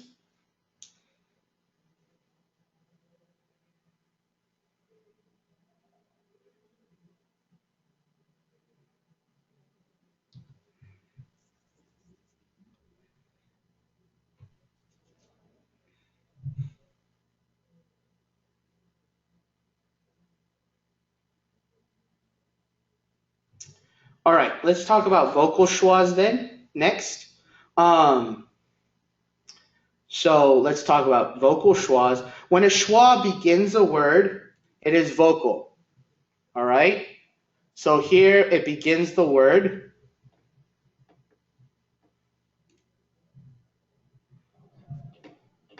So like I said, it's that rushed UH sound.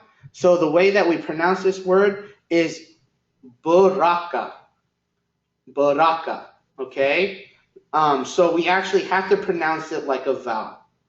Okay? But there's no real English equivalent to it. It is that, like I said, it's that quick, fast UH sound. Baraka.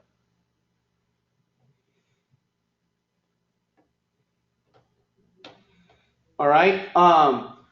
The schwa under any consonant with a dogesh forte is vocal. Okay? One more time. The schwa under any consonant with a dogesh forte is vocal. Okay? So we have a mem here with a dagesh in it.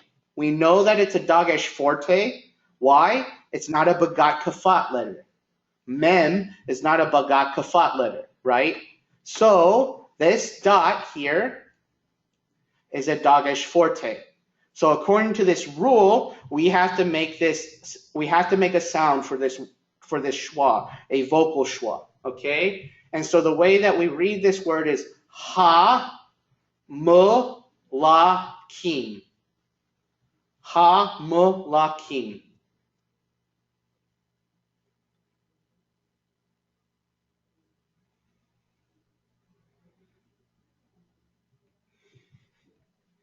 Okay?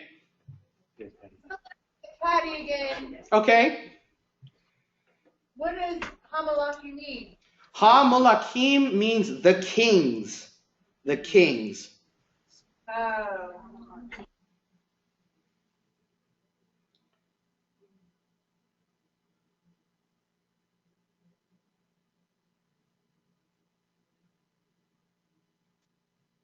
All right, so Ha Mulakim.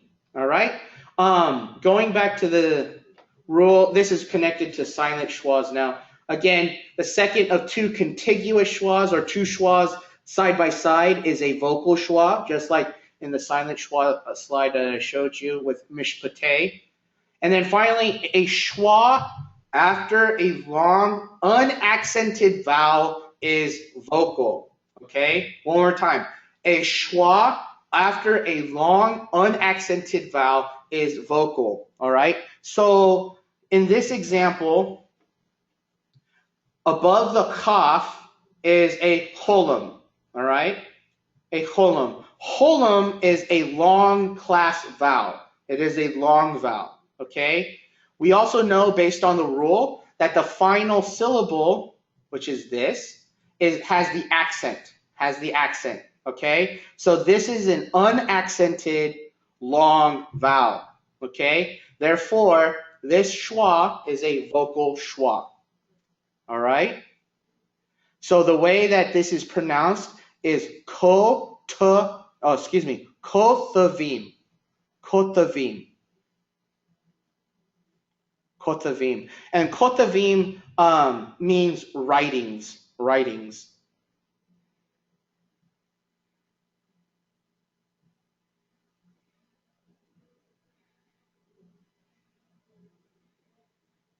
Kothavim. Okay?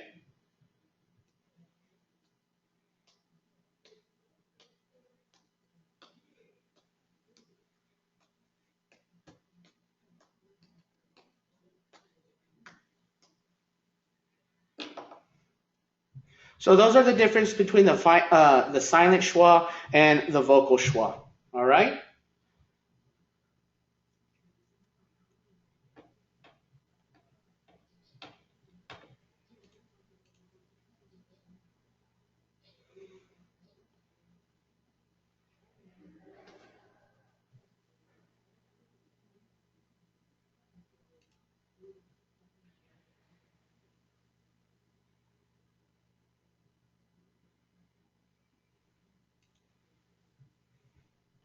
Any questions?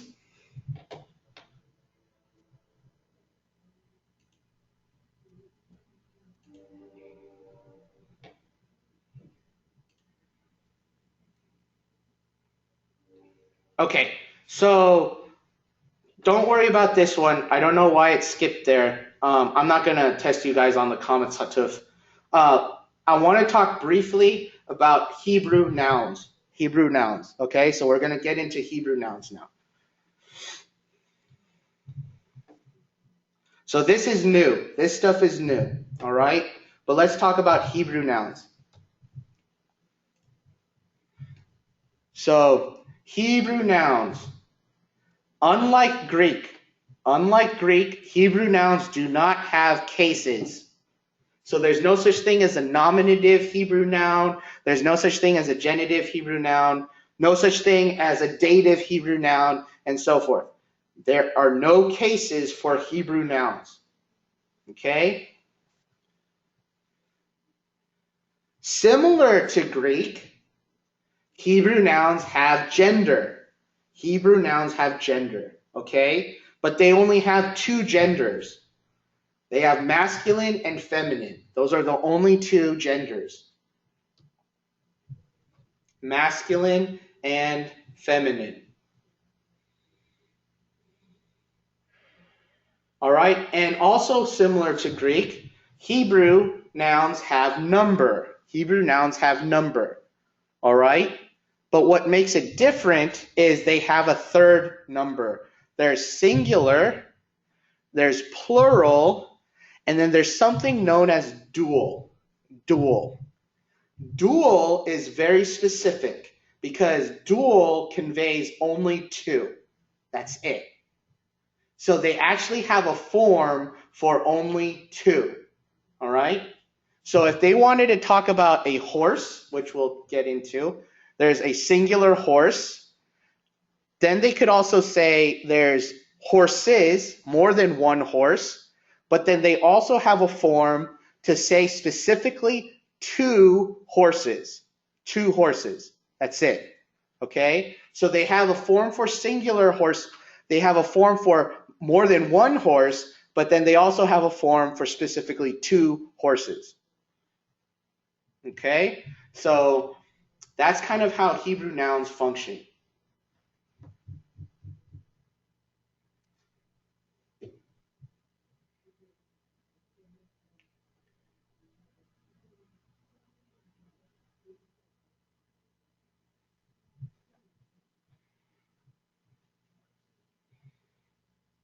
Okay, any questions about that?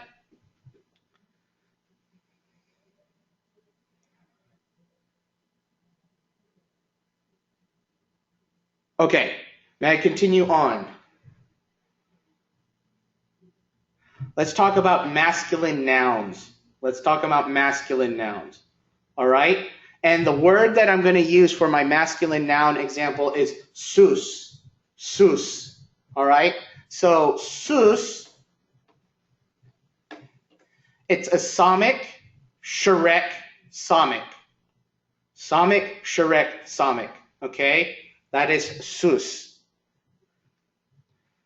If I want to pluralize sus, if I wanted to pluralize sus, I need to add a hidik yod and a mem at the last consonant. Okay?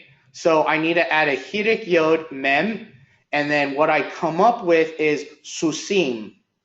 Susim.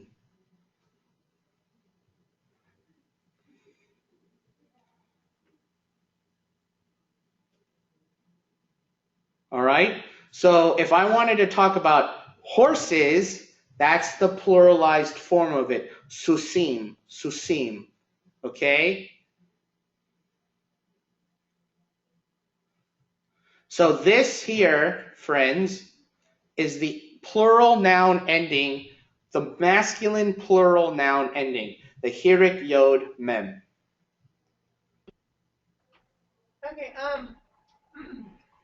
I guess I'm having like a lot of trouble because honestly, I don't really know how to write them because the form that's always being shown is like this computerized form, and then to write this out, to be able to actually do it, it's a lot harder because half the time I don't even know which ones they are because they look so different. Okay, well then what I'll do is I'll write it out for you right now. So the singular form, when handwritten,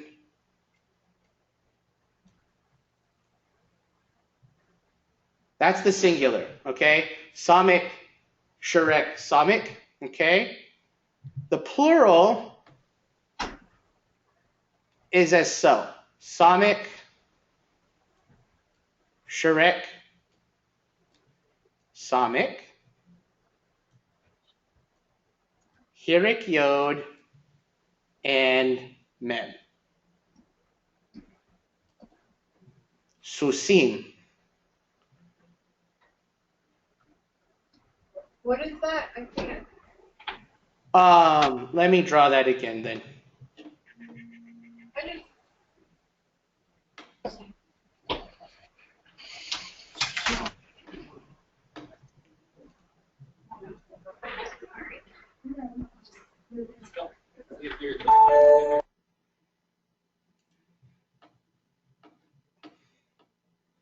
So I'll make it bigger. So we'll have the Samik, Sharek, Samik. Okay? But for the plural ending, it's a Hirik Yod. Okay? That's a Hirik Yod. And then the final form, Mem.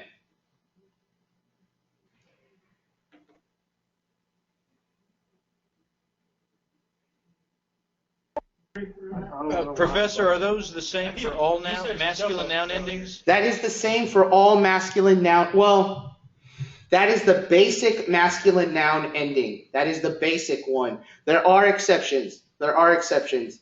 Especially because certain nouns, masculine nouns, switch. But this is the basic masculine noun ending. Like 8 out of 10 times, this is the masculine noun ending.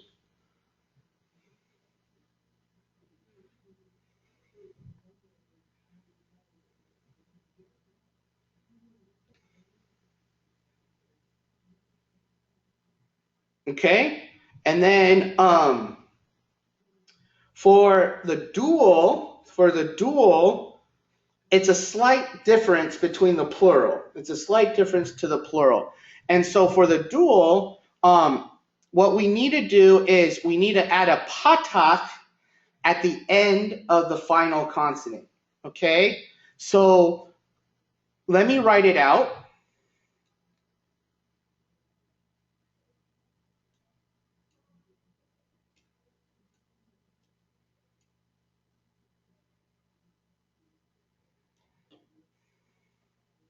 Okay, so that is the singular form, sus.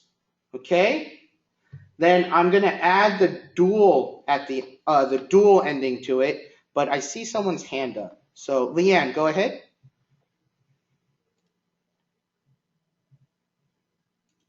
Oh, sorry, that was from a while ago. I was just gonna ask if these masculine noun endings would be the same, but you already answered that question. Oh, okay. Good. Right on. So now I'm going to add the dual ending, and I'm going to add it with a different color. Okay. So for the wait a minute. There's my pen. Okay. So I'm going to add the patak under the last consonant. Okay. And then I'm going to add the yod. Underneath the yod, I am going to add a hirek. Okay? And then I'm going to finalize the word with the closed or the final form mem. Okay?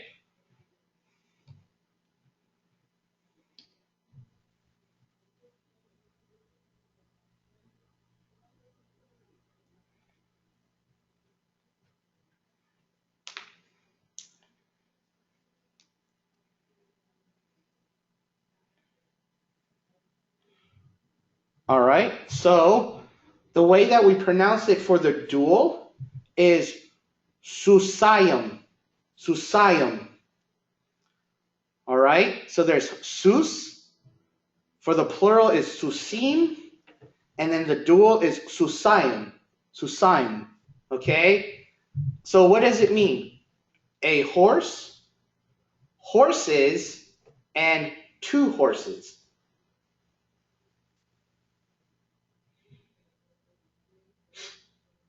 Okay? Professor? Yes, go ahead. So the difference between one of the differences between the plural and dual is one of the vowels moves under the yod in the dual? Yes, that's correct. And then you have to add another vowel under the final consonant of the singular word. Okay. Thank you. You're quite welcome. Susayim. Susayim. There's sus, susim, susayim. Okay?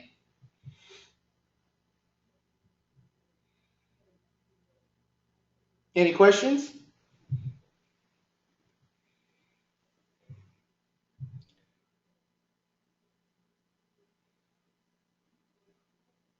Okay.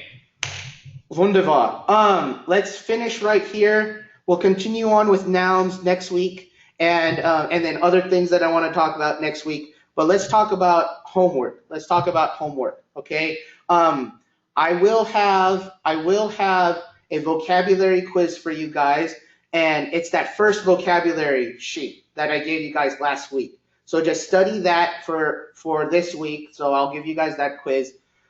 And then for your passage reading, basically what I want you guys to read, and let me get it.